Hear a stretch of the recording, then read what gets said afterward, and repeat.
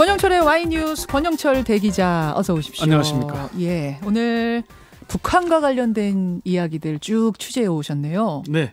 지금 뭐 상황이 썩 좋지 않아요. 지금 역사적인 6.15 남북 정상회담 20주년이 이제 다음 주 아닙니까? 예, 예. 근데 남북 관계는 그동안 지난해 2월 하노이 북미 정상회담이 성과 없이 끝난 뒤에 한 발짝도 나가지 못하다가 이제는 뒷걸음질 치는 그런 모양새까지 나오고 있습니다. 그러게 말입니다. 그래서 남북 관계가 이렇게 꽉 막혀 있으니까 돌파구를 마련하기 위해서는 특단의 조치를 해야 된다. 그런 얘기들이 나오거든요. 예. 그래서 꽉 막힌 남북 관계 왜 통일부 장관 책임론이 나올까? 제가 남북 관계 요즘 심상치 않게 돌아가면서 참 여러 전문가와 인터뷰를 많이 했는데 네. 통일부 장관 책임론 얘기하시는 분은 사실 공개적으로는 없었거든요. 근데 지금 수면 아래에서 이런 얘기가 나와요. 예, 제가 취재를 해보니까 정치권과 전문가 그룹 그리고 정부 내부에서도 나오고 있습니다.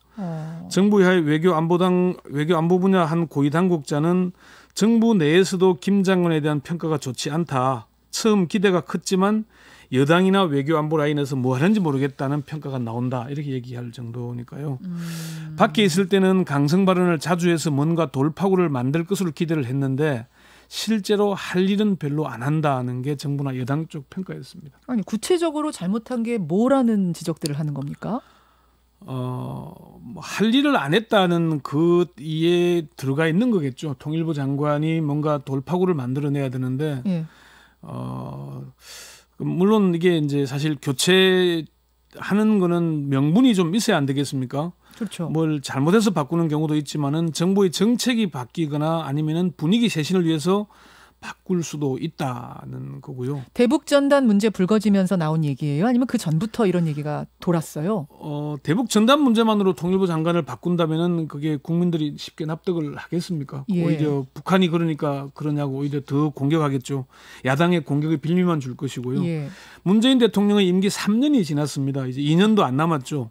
내년이면 대선 국면으로 가는 만큼 올해 안에 뭐라도 일을 해야 되잖아요. 그러기 위해서 필요하다. 그런 얘기들도 있습니다. 그럼 대북 전단 그러니까 지금 이 문제 불거지기 전부터 그런 이야기가 솔솔 피어나왔다는 말씀이시군요. 그렇습니다. 네. 자, 오늘의 주제로 돌아가서 통일부 장관 책임론이 나오는 그럼 이유는 뭔가? 첫 번째는 통일부 장관으로서의 기대에 못 미쳤기 때문입니다. 김 장관이 2019년 3월 8일 통일부 장관 후보자로 지명이 됐거든요. 예. 당시 청와대는 김 후보자에 대해서 학계와 정책 현장 경험을 두루 갖춘 손꼽히는 남북관계 전문가다. 통일부의 주요 정책 과제를 차질 없이 이행하고 남북 공동선언을 속도감 있게 추진함으로써 새로운 평화 협력 공동체 실현을 위한 신한반도 체제 구상을 적극적으로 구현해 나갈 적임자다 이렇게 평가를 했습니다. 그런데 지금 1년 3개월이 지난 지금 김 장관에 대한 평가는 실망스럽다. 기대에 못 미친다 이런 얘기거든요. 실제로 어떤 워딩들이 나옵니까? 취재해 보시니. 여당의 한 중진 의원은 김현철 장관이 밥값은 할 거라고 기대가 컸는데 네. 실제 하는 걸 보니 그렇지 못하다 이렇게 얘기를 했고요. 정부 고위 당국자 얘기도 뭐 상세히 전하기에는 좀 뭐 적절치 않은 부분이 있긴 하지만은 이런 비슷한 뭔가 좀 사고를 치면서라도 할 줄 알았는데 그렇지 못하다. 사고 치면 안 되죠. 그러니까 과거에 그 참여정부 당시에 정동영 통일부 장관이나 이재정 통일부 장관처럼 뭔가 좀 할 것처럼 뚫고 나갈 줄 알았는데 그냥 그 체제에 머물 앉아 있다. 그러니까 사고 친다는 건 이제 은유고 그만큼 뭔가 적극적인 액션을 보일 줄 알았는데 좀 큰 움직임이 없다 그 말인 거군요. 그렇죠. 가령 뭐 미국의 반대나 미국의 발목 잡기에 막혀 있으면 그걸 뚫고 나가려는 노력을 해야 되는데 안 했다는 그런 얘기들인 것 같습니다. 두 번째 이유는 뭐예요? 제대로 한 일이 없다는 겁니다. 남북관계 전문가들에게 김현철 통일부 장관이 뭐 했냐 이렇게 물으면 답하기가 애매하다 이렇게 얘기합니다. 막상 따져놓고 보니까 한 일이 없다. 첫 번째와 두 번째가 지금 통하는 얘기인 것 같은데 근데 저는 질문 드리고 싶은 게 사실은 하노이 회담이 노 딜로 결렬된 후에 이렇게 급속하게 남북관계, 북미관계 얼어붙은 거 아닙니까? 네. 그런 판에서 통일부 장관이라고 뭔가 할 수 있는 게 있었을까요? 지금 사실 한미 워킹그룹이나 유엔사의 견제 때문에 남북관계가 막힌 측면이 있거든요.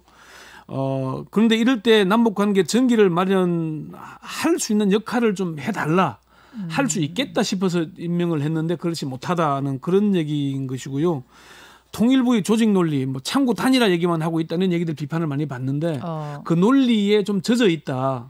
그게 무슨 말이에요? 통일부에서 계속 그런 이야기가 불만이 나옵니까? 지금 이제 그 남북 관계를 뚫어내기 위해서는 다양한 루트가 필요하다고 그러잖아요. 근데 통일부에서는 뭐 지자체가 움직이건 민간단체하건 이러다 보면은 뭐 우왕좌왕 복잡해지니까 제대로 안 된다. 그러니까 통일부가 창구 단일화해서 통일부를 통해서 가야 된다. 그런 얘기들을 많이 합니다. 뭐 경기도나 서울시나 여러 가지 움직임들이 있는데 다 통일부의 미온적인 태도 때문에 못하고 있다. 그런 불만의 목소리들이 많이 들립니다. 장관 경질론을 주장하는 사람들의 세 번째 이유? 세 번째는 아까 그 김현정 앵커 질문한 그 부분에 제가 사실 좀 더 언급을 하고 넘어가야 되는데 김현철 장관 책임론에 대한 그 반대 이유도 있습니다. 아까 말씀하신 대로 김 장관이 하노이 회담 결렬된 뒤에 통일부 장관이 된 거 아닙니까? 그렇죠. 그러니까 남북 관계가 답보 상태일 때인데 뭘 할 수 있겠냐. 민주당 수도권의 한 3선 의원은 그런 얘기를 합니다. 김 장관의 책임이 없는 것도 아니지만 김 장관에게만 책임을 묻는 건 너무 과한 것 같다. 김 장관에게 실제 권한이 있는 것도 아니다라고 얘기를 했습니다. 통일부 장관에게 어떤 자율권도 주지 않았는데 책임을 묻겠다는 게 맞는 얘기냐. 그런 얘기가 옹호론도 나오는 거고요. 있었습니다. 예. 세 번째는 분위기 쇄신을 위해서는 어쩔 수 없는 선택 아닌가. 그런 얘기들이 나옵니다. 분위기 쇄신. 남북 관계가 교착 상태에 빠졌고 이대로 가다가는 올 11월 미국 대통령 선거가 있죠. 그리고 내년에는 우리나라도 대선 국면으로 넘어가지 않습니까? 이대로 두 손 놓고 가만히 있을 거냐. 그럴 수는 없는 일 아니겠냐. 뭐라도 해야 하는데 그러려면 분위기 쇄신이라도 해야 되는 것 아니냐. 그런 목소리가 나오는 겁니다. 그 분위기 쇄신. 뭐 그런 식의 논리라면 통일부 장관뿐 아니라 외교 라인 전체를 교체해야 되는 거 아니에요? 그런 이유라면? 실제로 사실 그런 움직임이 감지되고 있습니다. 그래요? 예, 정의용 정책실장, 서훈 국정원장, 강경화 외교장관은 3년이 지났습니다. 정경두 국방장관은 2년이 다 됐고요. 김현철 통일부 장관의 재임 기간이 가장 짧지만은 외교 안보 라인 개편 작업이 이제 본격적으로 이루어지고 있다는 그런 얘기들이 들립니다. 제가 취재한 바로는 정의용 정책실장이 사의를 직접 표한 건 아니지만은 이젠 좀 바꿔줬으면 좋겠다는 그런 입장이라고 합니다. 정의용 정책실장이요? 예. 46년생이니까 올해 75 고령입니다. 예. 정의용 실장을 교체할 경우에 서훈 국정원장이 자리를 옮길 가능성이 높다는 관측이 나오고요. 자연스럽게 외교 안보 라인의 개편이 이루어질 수도 있다는 그런 얘기가 나옵니다. 그렇군요. 정부의 한 고위 당국자는 외교 안보 라인의 경우에 남북 관계가 한창 진행 중이면은 교체가 어렵겠지만은 지금은 의도한 바는 아니지만은 쉬어가는 국면이 되었으니 여기서 전열을 정비하고 준비를 해야 할 타이밍 아니겠냐. 그런 얘기를 하기도 했습니다. 정의용 국가안보실장이죠. 예. 국가안보실장. 전문가 그룹에서도 21대 국회가 개원하면은 청문회가 정상적으로 이루어질 수 있는 만큼 외교 안보 라인을 개편할 필요가 있다. 그런 주장들이 나옵니다. 그렇군요. 네. 분위기 쇄신 차원에서의 변화를 생각하는 사람들. 그게 세 번째 이유. 네 번째는요. 북이 김여정 제1부부장을 대남라인 책임자로 내세웠으니까 카운터파트를 새롭게 세울 필요가 있다. 이런 얘기들이 나옵니다. 김여정 부부장의 카운터파트로 새 인물이 필요하다? 그렇죠. 그런 주장? 지금 뭐 김현철 통일부 장관에 대해서는 북한이 여러 차례 실명을 거론하면서 비판하기도 했거든요. 문재인 대통령의 최측근으로 불리는 민주당 윤건영 의원은 최근에 언론 인터뷰에서 북한의 핵심 실체인 김여정 제1부부장이 나선 상황은 긍정적으로 본다. 북한의 최고 의사결정 체제 안에 들어가 있는 사람이 대남 사업을 총괄한다는 것은 우리에게 유용한 측면이 있다. 이런 얘기를 했어요. 그래서 청와대 사정을 잘 아는 여권 관계자는 김여정 부부장이 대남 사업 총괄로 나선 만큼 우리 정부도 그에 맞는 인물을 내세울 필요가 있다. 이런 얘기를 했습니다. 김여정 부부장이 통전부장이 된 건 아니지만 김정은 국무위원장의 최측근인 만큼 그 위상에 맞는 사람을 세울 필요가 있는 것 아니냐. 그런 얘기도 나온 겁니다. 이렇게 크게 네 가지 이유로 통일부 장관 교체설이 지금 물밑에서 끓고 있다라는 이야기예요. 근데 권영철 대기자, 지금 남북 관계가 막힌 건 결국 미국 때문 아닙니까? 실제 결국 따지고 보면 가장 지금 남북 관계의 걸림돌은 한미 워킹그룹과 유엔서입니다. 한미 워킹그룹이 생긴 게 4.27 그 판문점 선언, 9.19 평양 공동선언 등 남북 관계가 급진전되니까 그걸 제동을 걸기 위해서 만들어진 거거든요. 임종석 전 대통령 비서실장이 최근에 창작과 비평 대담에서 밝힌 대목에 주목을 해볼 필요가 있습니다. 임 전 실장은 올해도 북미 간의 진전이 없다면은 문재인 대통령은 미국과 충분히 소통하되 부정적 견해가 있어도 이를 만들고 밀고 가려 할 것이다. 이렇게 전망을 했습니다. 예.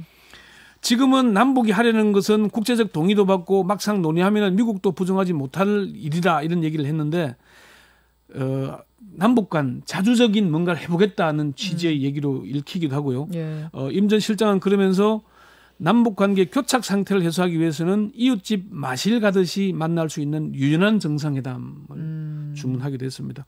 남북 정상이 필요하면 언제든 만나겠다고 했지 않습니까? 그런 얘기를 했고요. 정세현 전 통일부 장관이 어제 그 40년간의 회고록을 펴냈어요. 거기서 이런 얘기를 했습니다. 통일부 장관에게 주문한 내용인데 일반 공무원이 아니라 국무위원이다. 예. 가시철망 사이로 길을 만들어야 한다. 그런 성과물이 금강산 관광이고 개성공단이었다는 얘기를 했거든요. 좀 적극적인 태세를 주문하는 것 같은데 아무래도 좀 통일부 장관을 바꿔서 하더라도 좀 적극적으로 나서야 되지 않느냐. 그런 분위기 주문인 것 같네요. 네, 그렇습니다. 여기까지 돌아가는 상황들 잘 정리해 주셨습니다. 고맙습니다. 네.